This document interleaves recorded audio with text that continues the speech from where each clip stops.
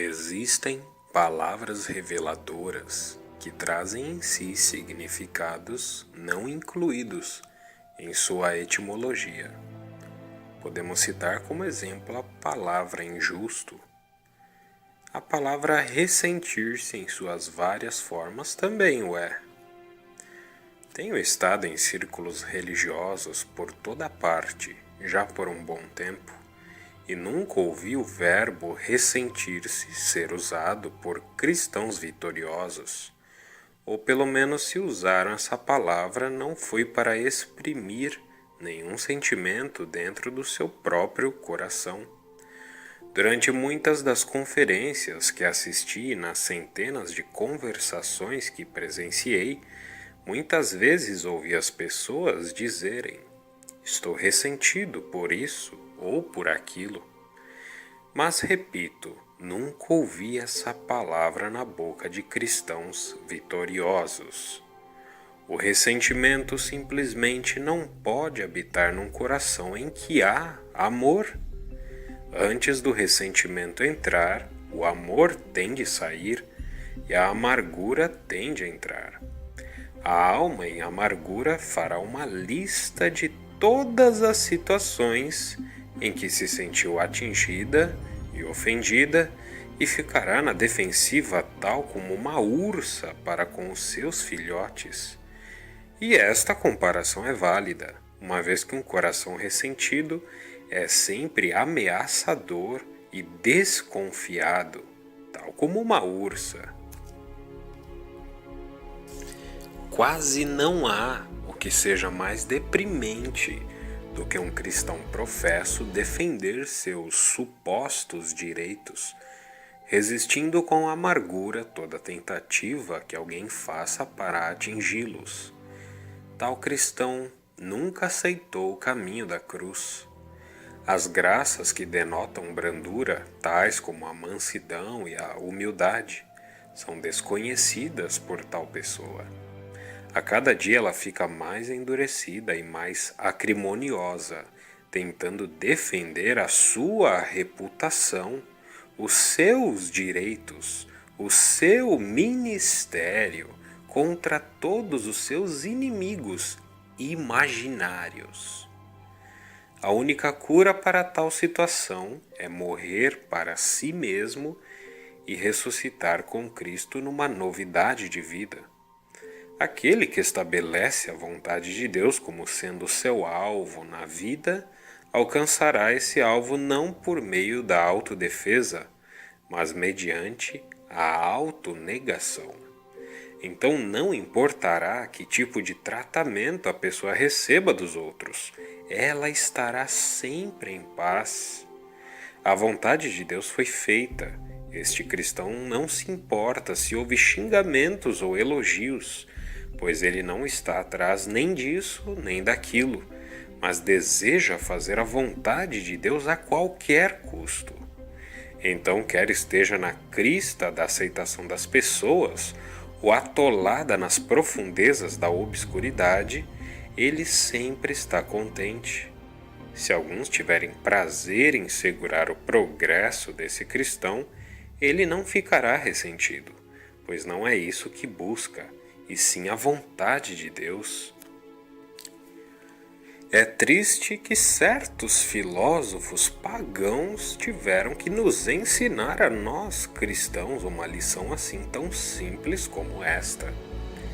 Eu tenho de morrer, disse Epíteto, e tenho de morrer gemendo também. Tenho de ser exilado. E o que me impede então de ir sorrindo e alegre e sereno? Divulgue um segredo. Eu não vou divulgá-lo. Então eu vou acorrentá-lo. Você pode acorrentar a minha perna, mas ninguém pode tirar vantagem da minha livre vontade. Vou decapitar esse desprezível corpo seu. Já não lhe disse antes, respondeu Epíteto, que somente eu tenho uma cabeça que não pode ser cortada? Isso significa ter estudado o que devia ser estudado, ter posto os nossos desejos e nossas aversões acima da tirania e acima do acaso. Eu tenho de morrer. Se num instante, morrerei num instante. Se daqui a algum tempo, vou primeiro cear, e quando a hora chegar, então morrerei. Como? Tornando-me aquele que restaura o que não é propriamente seu. Que ninguém rejeite o raciocínio desse firme filósofo antigo. Mesmo sem ter a luz da graça salvadora, ele sabia como um ser criado deve comportar-se sob a poderosa mão do seu Criador. E isso é mais do que muitos cristãos denotam saber, mas temos uma autoridade melhor do que a sua para nossa conduta. Cristo nos deixou um exemplo e não temos como fugir dele. Como ele era, assim somos nós neste mundo. E ele nunca sentiu o mínimo ressentimento contra ninguém. Mesmo aqueles que o crucificaram foram perdoados quando ainda estavam em ação. Nem mesmo uma palavra sequer ele proferiu contra eles, ou contra os mentirosos e hipócritas que se excitaram para destruí-lo. Ele sabia mais do que qualquer um outro homem quão maus eles eram, mas ele manteve para com eles uma atitude de compreensão carinhosa. Eles estavam apenas cumprindo o seu dever, e mesmo aqueles que haviam dado as ordens para que executassem seu horrendo encargo não tinham consciência alguma do que tudo aquilo significava. A Pilatos ele disse: nenhuma autoridade terias sobre mim se de cima não te fosse dada. Desse modo ele atribuiu tudo à vontade de Deus e passou por cima do pantanal das personalidades.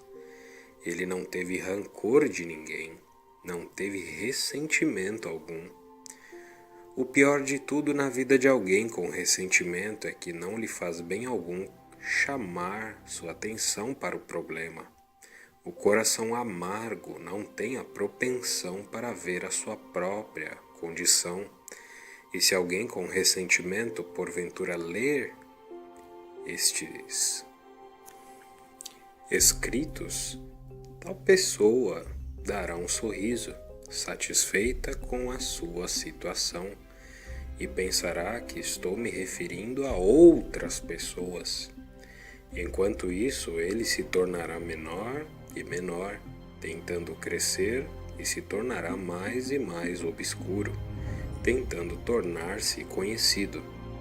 Ao levar adiante o seu alvo egoísta, suas orações se tornarão acusações ao Deus Todo-Poderoso, e todo o seu relacionamento com os cristãos será de suspeitas e de desconfiança.